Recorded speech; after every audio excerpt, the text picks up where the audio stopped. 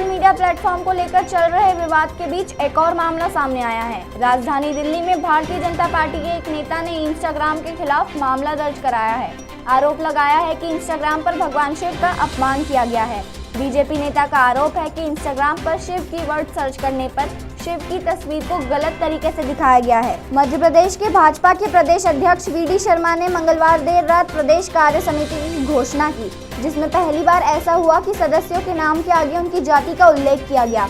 हालांकि ज्यादातर नेताओं की जाति भी गलत बताई गई थी। जाति के आधार पर सूची जारी करने के तुरंत बाद ही विवाद पैदा हो गया, जिसको देखते हुए उस सूची को वापस लेकर नई सूची जारी की गई। कोरोना मरीजों को कई तरह के साइड इफेक्ट का सामना करना पड़ रहा है। हालांकि डॉक्टर अब कोरोना के डेल्टा स्ट्रेन के खतरे को और जानने की कोशिश कर रहे हैं। डॉक्टर्स का कहना है कि डेल्टा स्ट्रेन से संक्रमित कोरोना के मरीजों में सुनने की क्षमता का कमजोर होना, पेट की गड़बड़ी, ब्लड क्लॉट और गैंग्रीन जैसे लक्षण देखे जा रहे हैं। अब तक ये लक्षण आमतौर पर कोरोना के मरीजों में नहीं देखे जा रहे थे। उत्तराखंड एसटीएफ ने नोएडा से एक आरोपी को 250 करोड़ रुपए की ठगी के मामले में गिरफ्तार किया है। हैरान करने वाली बात यह है कि ये ठगी मात्र 4 महीने के अंतराल में की गई है। चीन की स्टार्टअप योजना के तहत बने ऐप से ठगी को अंजाम दिया गया। देश के करीब 50 लाख लोगों द्वारा इस ऐप को डाउनलोड किया जा चुका है। इस ऐप के जरिए लोगों को 15 दिन में पैसे डबल होने का लालच दिया जाता था। अमेरिका अभी कोरोना वायरस को मात देने में लगा हुआ है, लेकिन इस बीच उसके सामने बड़ी चुनौती आ गई है।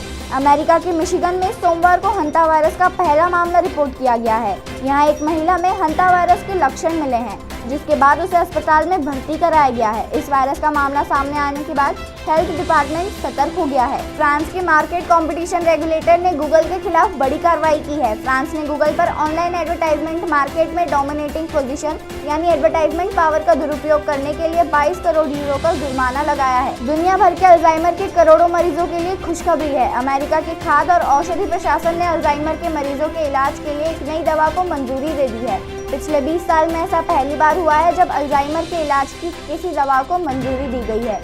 यह ऐसी पहली दवा है जो बीमारी के प्रगति को रोक देती है। भारतीय नौसेना अब और भी पावरफुल होने वाली है। उसे इस साल अमेरिका से दुनिया के बेहतरीन MH-60R सीहॉक हेलीकॉप्टर मिलेंगे। भारत को 24 में से 2 हेलीकॉप्टर जुलाई में, जबकि 1 साल के आखिर में मिलेगा।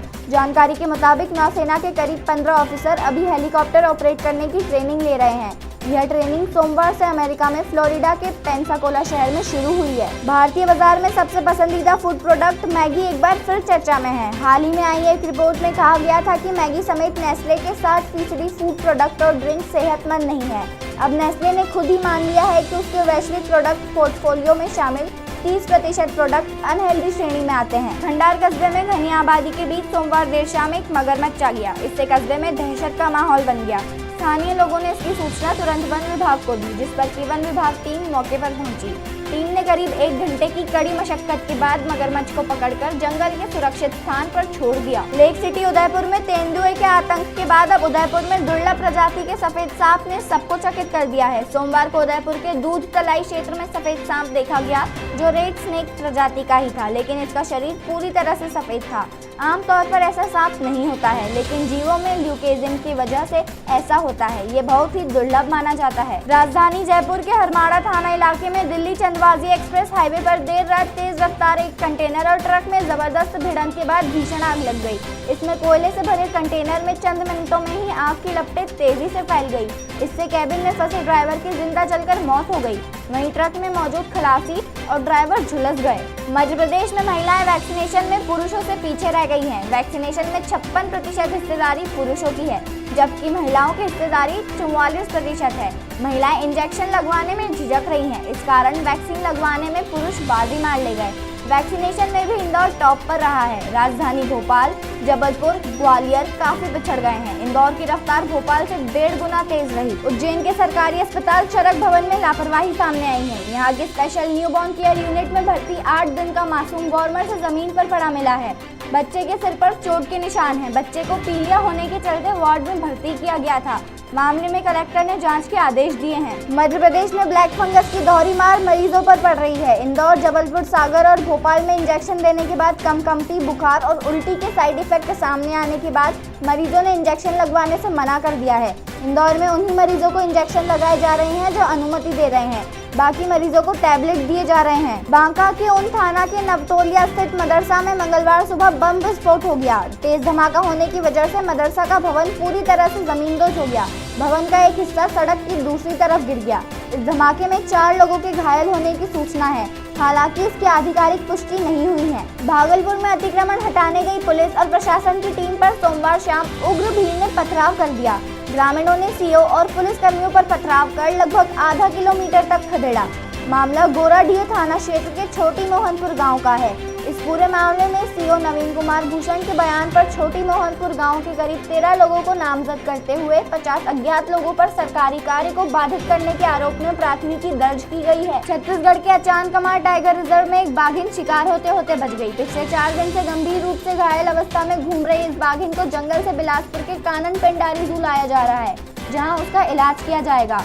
बाघिन को बचाने के लिए कान्हा नेशनल पार्क, उदंती सीता नदी और रायपुर जंगल सफारी के डॉक्टर व एक्सपर्ट यहां पहुंचे थे। छत्तीसगढ़ में पिछले 1 साल से बंद पड़े स्कूल अब खोले जा सकते हैं। इसे लेकर प्रदेश की सरकार विचार बना रही है। सोमवार को स्कूल खोले जाने के मुद्दे पर मीडिया से बात करते हुए शिक्षा मंत्री प्रेमसाय सिंह टेकाम ने कहा कि अगर सब कुछ ठीक रहा तो 16 जून के बाद स्कूल खोले जा सकते हैं। हम इस पर विचार कर रहे हैं। शिक्षा मंत्री ने स्कूलों को खोलने और वहां हर हाल में कोविड प्रोटोकॉल का पालन करवाने की प्लानिंग करने के लिए अफसरों को कहा है। छत्तीसगढ़ के गोरेला पेंड्रा मरवाही जिले में देर रात नाली में गिरकर एक वृद्ध महिला की मौत हो गई। अगले दिन मंगलवार सुबह लोगों ने उसका शव देखा तो पुलिस को सूचना दी। नाली पर बने स्लैब पर पैर फिसलकर गिरने की आशंका है। खास बात यह है कि वृद्धा जिस नाली में गिरकर मरी वह महज 1.5 फीट चौड़ी है। मामला गोरेला थाना क्षेत्र का है। सुप्रीम कोर्ट ने लिव इन में रह रहे पंजाब के प्रेमी युगल को राहत दी है। जस्टिस नवीन सिन्हा और अजय रस्तोगी की बेंच ने पंजाब पुलिस को आदेश दिया है कि वह लिव इन में रह रहे प्रेमी जोड़े को पुलिस सुरक्षा दे, जबकि कुछ दिनों पूर्व इसी प्रेमी जोड़े की पुलिस सुरक्षा संबंधी याचिका पंजाब एवं हरियाणा हाईकोर्ट ने खारिज कर दी थी। हिमाचल प्रदेश के बहुचर्चित गुड़िया दुष्कर्म और हत्या मामले में दोषी की सजा पर सुनवाई अब 15 जून तक टल गई है, क्योंकि कोरोना कर्फ्यू की बंदिशों के चलते आरोपी को न्यायालय लाना मुश्किल हो रहा है। शिमला जिले के कोटखाई गांव में 2017 में हुई वारदात में चरानी अनिल उर्फ नीलू को जिला शिमला की विशेष अदालत ने 28 अप्रैल को दोषी करार दिया था। मालदीव के विदेश मंत्री अब्दुल्ला शाहिद संयुक्त राष्ट्र महासभा के अध्यक्ष चुने गए हैं। वह यूनाइटेड नेशन जनरल असेंबली के 76वें सत्र के अध्यक्ष होंगे। मालदीव को कुल 143 वोट मिले, जबकि अफगानिस्तान को कुल 48 वोट मिले। शाहिद अब्दुल्ला सितंबर में अपना कार्यभार संभालेंगे। शाहिद अब्दुल्ला की जीत पर भारत ने बेहद खुशी जाहिर की है। अब्दुल्ला UNGA के अध्यक्ष वोल्कन बेजिकर की जगह लेंगे, जिन्होंने हाल ही में कश्मीर के मुद्दे पर पाकिस्तान की तरफदारी की थी। इंदौर शहर में कई प्राचीन व धार्मिक मंदिर स्थापित है, जिन्हें खोलने को लेकर कवायद की जा रही है, लेकिन कलेक्टर मनीष सिंह का कहना है कि शहर में सबसे पहले कोरोना की रोकथाम ही सर्वोपरि है। दान राशि के आधार पर कोई मंदिर खोला जाए ऐसा नहीं है। अभी आर्थिक गतिविधियों को संचालित करने के लिए ही गाइडलाइन के अनुसार शहर में व्यवसायी प्रतिष्ठानों को अनुमति दी जा रही है। साफ सफाई की आदत और अच्छी खासी हरियाली के बावजूद पिछले कई सालों से प्रदूषण 100 AQI पर था, लेकिन लॉकडाउन ने इस रिकॉर्ड को तोड़ दिया है। 10 सालों में जो नहीं हुआ वह अब हो चुका है। इंदौर का प्रदूषण लगातार कम मापा जा रहा है। यह जानकारी प्रदूषण नियंत्रण बोर्ड के वैज्ञानिक डॉक्टर दिलीप वाघेला ने दी है। इंदौर के हीरानगर थाना क्षेत्र के भानगढ़ स्थित ईंट भट्टे में सोमवार सुबह रक्त रंजित शव मिलने से सनसनी फैल गई थी। वहीं पुलिस ने हत्या का खुलासा करते हुए 5 आरोपियों को गिरफ्तार करने में सफलता हासिल की है। बताया जा रहा है कि 5 आरोपियों ने प्रेम प्रसंग के चलते युवक की चाकू से गोदकर हत्या करना कबूल किया है। विजयनगर थाना क्षेत्र में मंगलवार रात एक युवक और युवती ने हाथ की नसें काट ली, जिसमें युवती की मौत हो गई। वहीं युवक का निजी अस्पताल में उपचार जारी है। बताया जा रहा है दोनों में प्रेम प्रसंग था और घर वाले शादी के लिए तैयार नहीं थे। फिलहाल पुलिस मामले की जांच पड़ताल में जुटी है। मध्य प्रदेश में जूनियर डॉक्टरों की हड़ताल खत्म करने के बाद अब नर्सिंग स्टाफ द्वारा 10 सूत्री मांगों को लेकर 7 दिवसीय प्रदेश व्यापी विरोध प्रदर्शन शुरू कर दिया है, जिसके तहत इंदौर में भी नर्सिंग स्टाफ ने काली पट्टी बांधकर प्रदर्शन करते हुए मरीजों की सेवाएं की। इंदौर जिले में कोरोना संक्रमण से लोगों को सुरक्षित करने के लिए चलाया जा रहा टीकाकरण अभियान में ज्यादा तेजी लाने के लिए कलेक्टर मनीष सिंह ने शहर में चल रहे टीकाकरण अभियान कार्य और कोरोना की स्थिति की समीक्षा बैठक आयोजित की, जिसमें शहर और ग्रामीण विभाग के स्वास्थ्य और नोडल अधिकारी मौजूद रहे। इंदौर के सदर बाजार थाना क्षेत्र के भोई मोहल्ले में रहने वाली लक्ष्मी नामक महिला ने फांसी का फंदा लगाकर आत्महत्या कर ली। आत्महत्या का कारण पैसों के लेन देन का विवाद बताया जा रहा है। वहीं मृतिका के परिजनों ने ससुराल पक्ष पर हत्या का आरोप लगाया है। राजस्थान में कोरोना संक्रमण के मामले कम होते ही अशोक गहलोत की सरकार एक्शन में दिख रही है। गहलोत सरकार ने सोमवार देर रात कई जिलों के एसपी समेत कई आईपीएस अधिकारियों का तबादला कर दिया। सरकार ने जिन 15 आईपीएस अधिकारियों को इधर से उधर किया है, उनमें ज्यादातर विवादित और बड़े नाम हैं। देश में 12 से 18 साल तक के बच्चों पर कोवैक्सीन का ट्रायल चल रहा है। बिहार की राजधानी पटना स्थित पटना के एम्स में चल रहे कोवैक्सीन का बच्चों पर ट्रायल का पहला चरण सोमवार को पूरा हो गया।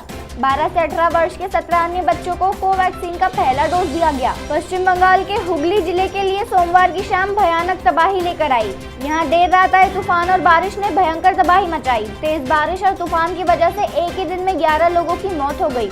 इनमें 3 महिलाएं भी शामिल हैं।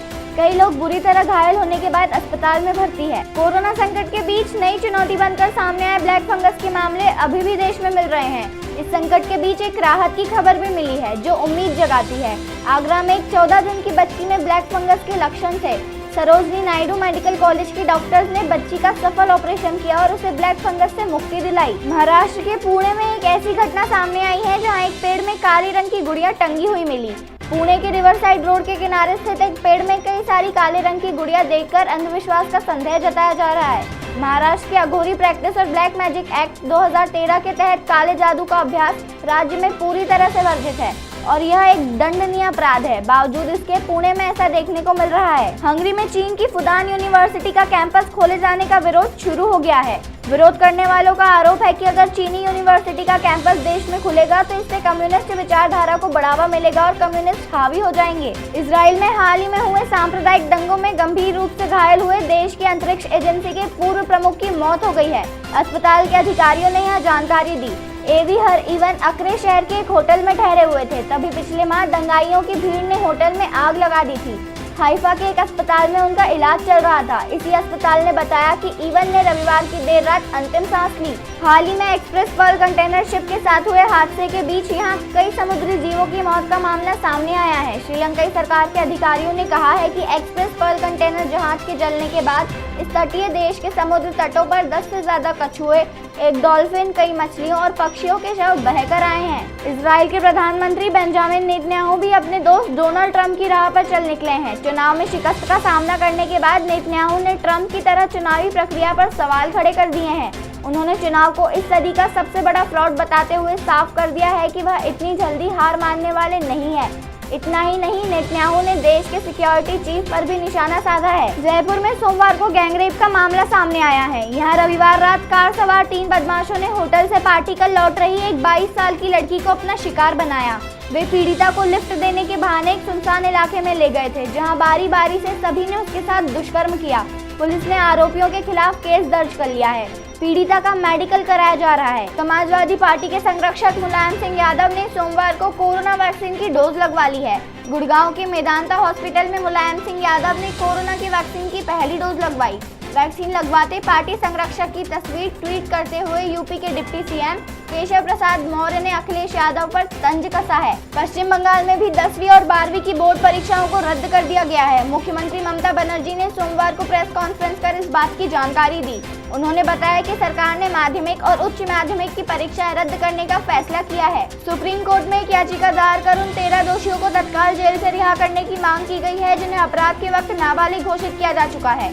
ये सभी फिलहाल आगरा सेंट्रल जेल में बंद हैं। उन्हें खुंखार अपराधियों के साथ जेल में रखा गया है। कर्नाटक में चल रहा सियासी नाटक अभी खत्म होता नहीं दिखाई दे रहा है। कई दिनों से वहां सीएम बीएस येदियुरप्पा को हटाने की अटकलें लगाई जा रही थी। हालांकि येदियुरप्पा खुद इस बात को नकार चुके हैं। अब बीजेपी के 65 विधायकों ने एक लेटर पर साइन कर उन विधायकों के खिलाफ कार्रवाई करने की मांग की है, जिन्होंने सीएम के खिलाफ बातें कही। आंध्र प्रदेश सरकार ने सोमवार को संपूर्ण राज्य में 20 जून तक कोरोना कर्फ्यू बढ़ा दिया है। हालांकि कर्फ्यू के समय में 2 घंटे की कटौती की गई है। एक हाई लेवल समीक्षा बैठक में मुख्यमंत्री वाईएस जगनमोहन रेड्डी ने कर्फ्यू को आगे बढ़ाने का फैसला लिया है। कोरोना की शुरुआत को लेकर दुनिया के निशाने पर आए चीन के वुहान शहर के बारे में एक और दावा किया जा रहा है। कहा गया है कि वुहान लैब में जेनेटिक इंजीनियरिंग की मदद से 1000 से ज्यादा जानवरों के जीन बदल दिए गए हैं। इन जानवरों में बंदर और खरगोश भी शामिल है। वुहान से ही पूरी दुनिया में कोरोना वायरस फैला था। पॉपुलर टीवी सीरियल 1000 में मेरी बहना है में बड़ी बीजी का रोल प्ले करने वाली सीनियर एक्ट्रेस तरला जोशी का निधन हो गया है। शो में तरला की को स्टार रही निया शर्मा ने सोशल मीडिया पर पोस्ट शेयर कर उनके निधन की जानकारी दी है। उनके निधन की खबर सामने आते ही टीवी इंडस्ट्री में शोक की लहर है और सभी सेलेब्स और उनके फैंस पोस्ट शेयर कर उन्हें श्रद्धांजलि दे रहे हैं। सुशांत सिंह राजपूत की मौत से जुड़े ड्रग्स एंगल में नारकोटिक्स कंट्रोल ब्यूरो ने सितंबर 2020 में सारा अली खान से पूछताछ की थी। अब एनसीबी को दिया गया रिया चक्रवर्ती का इकबालिया बयान वायरल हो रहा है, जिसमें उन्होंने सारा पर गंभीर आरोप लगाए हैं। बताया जा रहा है कि रिया का यह बयान जांच एजेंसी ने अपनी चार्जशीट में शामिल किया है। पाकिस्तान क्रिकेट टीम के पूर्व स्पिनर दानिश कनेरिया ने वर्ल्ड टेस्ट चैंपियनशिप के फाइनल से पहले टीम इंडिया के स्टार ऑलराउंडर जवेंद्र जडेजा को लेकर भविष्यवाणी की है। कनेरिया ने जडेजा को 3D खिलाड़ी बताया है। उन्होंने कहा कि मुकाबले में उन्हें किसी भी कारण से टीम से बाहर नहीं किया जाना चाहिए। इंडियन प्रीमियर लीग के दोबारा शुरू होने से पहले कोलकाता नाइट राइडर्स को बड़ा झटका लगा है। टीम के तेज गेंदबाज पैट कमिंग्स IPL 14 के दूसरे हिस्से में उपलब्ध नहीं रहेंगे। ये जानकारी सिडनी मॉर्निंग हेराल्ड ने दी है। कमिंग्स ने IPL 2021 के दूसरे चरण में हिस्सा नहीं लेने का कोई कारण नहीं दिया है।